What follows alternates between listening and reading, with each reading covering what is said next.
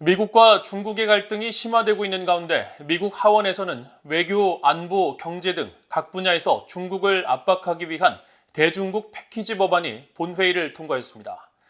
이 법안에는 최근 잇따른 탄도미사일 발사로 무력 시위를 벌인 북한에 대해 제재 이행을 강력하게 압박하는 내용이 수정안으로 제기됐다가 최종안에서 빠졌는데 미국 의회에서는 무력 시위를 벌이는 북한에 대해 강하게 제재해야 한다는 기류가 팽배했습니다. 이조은 기자가 보도합니다. 미국 공화당 소속 영김 하원 의원이 최근 하원의 대중국 패키지 법안에 대한 수정안으로 제출한 대북 제재 관련 조항입니다. 중국의 유엔 대북 제재의 전면적 이행을 압박하도록 하는 내용이 핵심입니다. 특히 유엔 대북 제재의 보편적 이행에 관한 정책 조항은 북한 정권이 완전하고 검증 가능하며 돌이킬 수 없는 비핵화 조치를 취할 때까지 북한 정부에 대한 최대 경제 압박을 유지하는 것이 미국의 정책이라고 명시하고 중국을 지목하면서 모든 국가는 북한에 대한 유엔 제재를 이행하고 집행하도록 압박할 것을 포함시켰습니다.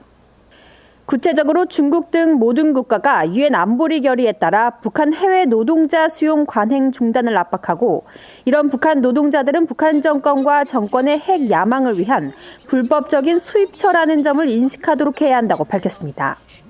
중국을 비롯한 모든 국가가 유엔 안보리 결의에 맞게 북한과의 불법 선박간 환적 등 대북 해상 활동을 엄격히 차단하도록 압박하는 내용도 담겼습니다.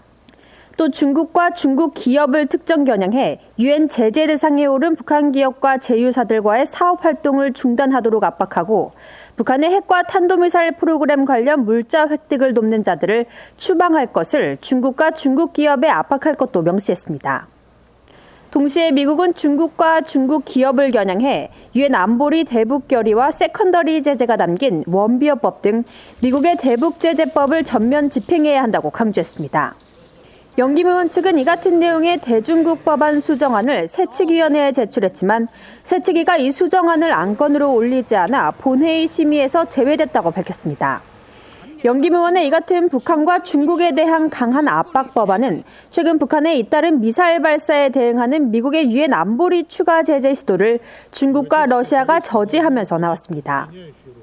이번 하원의 대중국 법안에는 영김 의원 외에도 4명의 하원 의원들이 북한 등 적국들의 위협을 다루는 조항을 대거 포함하려 했던 것으로 파악돼 북한 압박을 위한 의회 내 기류를 다시 한번 확인시켰습니다.